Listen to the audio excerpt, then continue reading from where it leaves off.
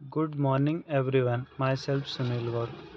आज मैं बताने वाला हूँ नवीन अनमोल एप्लीकेशन RCH पोर्टल 2.0 में आने वाले कॉमन एरर एवं उनका संभावित समाधान।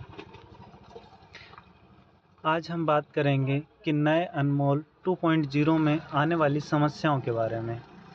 इसमें कॉमन एरर हैं जैसे eKYC is not enabled, we can not proceed for registration. Error का विवरण, जैसे एरर किस चीज़ से आ रहा है, किसी महिला की eKYC यदि नहीं है तो उसका आधार लिंक नहीं है, आधार eKYC किया जाना शेष है। संभावित समाधान, अतः महिला को स्वयं निकट पंचायत कार्यालय, MP ऑनलाइन अतः स्वयं अपने समग्र आईडी का eKYC आधार के साथ लिंक कराया जाए। जब तक eKYC करवाया जाएगा उक्त महिला का पंजीयन हो जाएगा। यदि किसी महिला का DBT नॉट इनेबल्ड आ रहा है तो उसका एरर विवरण आएगा कि महिला का जो बैंक खाता है आधार के साथ लिंक तथा DBT इनेबल्ड नहीं है। यदि किसी भी महिला का DBT नॉट इनेबल्ड आ रहा है तो उसका संभावित समाधान है कि महिला द्वारा स्वयं अपनी संभावित बैंक शाखा में जाकर अपने बैंक खाते को आधार के साथ लिंक कर DBT इनेबल कराया जाए। यदि किसी महिला का प्लीज़ इंटर वैलिड समग्र आईडी ऑफ वुमेन, यदि किसी महिला का ऐसा आ रहा है तो महिला का जो समग्र आईडी इंद्रदाज किया गया है वे समग्र पोर्टल पर उपलब्ध नहीं है। उसका संभावित समाधान है कि महिला का जो समग्र आईडी इंद्राज किया है वे समग्र पोर्टल पर उपलब्ध नहीं है। कृपया समग्र की जांच कर सही समग्र आईडी इंद्राज करें। यदि किसी महिला का record already registered with given husband and women समग्र विद MP ID, यदि कोई भी MP ID आ रहा है जिस समग्र नवीन पंजीयन किया जा रहा है उक्त समग्र ID से पहले से ही पंजीयन किया जा चुका है, जिसकी MP ID पहले से बनी है, अतः महिला इसका संभावित समाधान है कि महिला के रिकॉर्ड को पूर्व में पंजीकृत MP ID से ही आगे बढ़ेगी।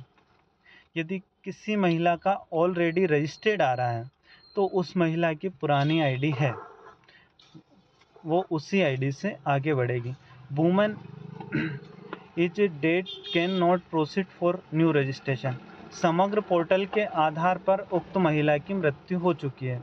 यदि किसी महिला का विवरण आ रहा है कि date can not proceed for new registration तो उस महिला का संभावित समाधान है कि समग्र पोर्टल के आधार पर उक्त महिला की मृत्यु हो चुकी है, अतः पंजीयन नहीं हो पाएगा।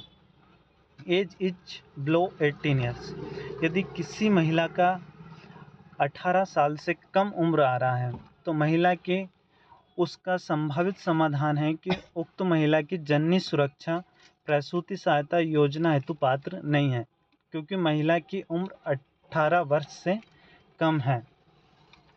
श्रमिक डेट इज नल, यदि किसी महिला का उसके पति का श्रमिक सत्यापन दिनांक उपलब्ध नहीं है, इस स्थिति में श्रमिक डेट इज नल आएगा। प्रसूति सहायता योजना के भुगतान हेतु श्रमिक सत्यापन दिनांक अनिवार्य है, अतः हितग्राही को निकटतम पंचायत कार्यालय में अपना श्रमिक सत्यापन कराया जाए। यदि कोई व्यक्ति ये बोलता है कि मेरा श्रमिक पंजीयन है और जब महिला की समग्र आईडी डाली जाती है उस समय ये बताया जाता है कि महिला का जो सत्यापन है दिनांक में उपलब्ध नहीं है, इस स्थिति में अपने ग्राम पंचायत में जाकर वे अपने श्रमिक कार्ड को सत्यापन कराएं। Date of registration is not before श्रमिक डेट, यदि महिला अथवा पति की श्रमिक सत्यापन दिनांक पंजीयन के बाद नहीं है, मतलब महिला अथवा पति की श्रमिक सत्यापन दिनांक पंजीयन दिनांक के बाद की गई है।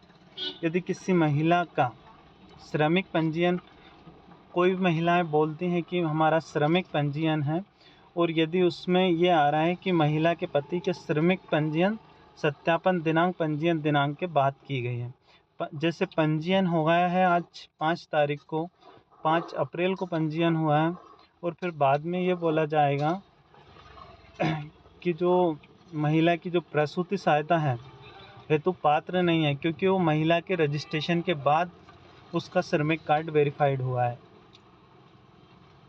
फिर बेनिफिशियरी इज नॉट श्रमिक, यदि कोई महिला उसके पति का ऐसा आता है कि बेनिफिशियरी नॉट श्रमिक, तो उक्त महिला प्रसूति सहायता योजना हेतु पात्र नहीं है, क्योंकि महिला अथवा पति श्रमिक रूप से सत्यापित नहीं है।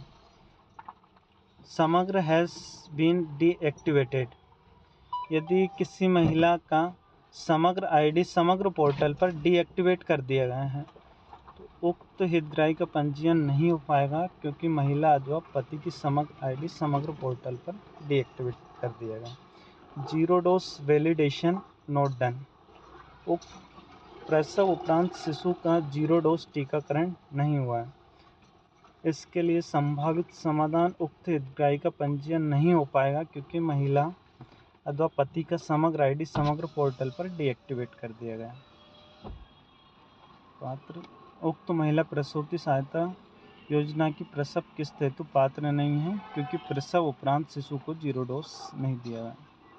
Breast feeding with in 1 hours not done, प्रसव उपरांत 1 घंटे के भीतर स्तनपान नहीं कराया गया। उक्त महिला का प्रसूति सहायता योजना की प्रसव किस्त हेतु पात्र नहीं है, क्योंकि प्रसव उपरांत 1 घंटे के भीतर सत्यापन नहीं कराया गया।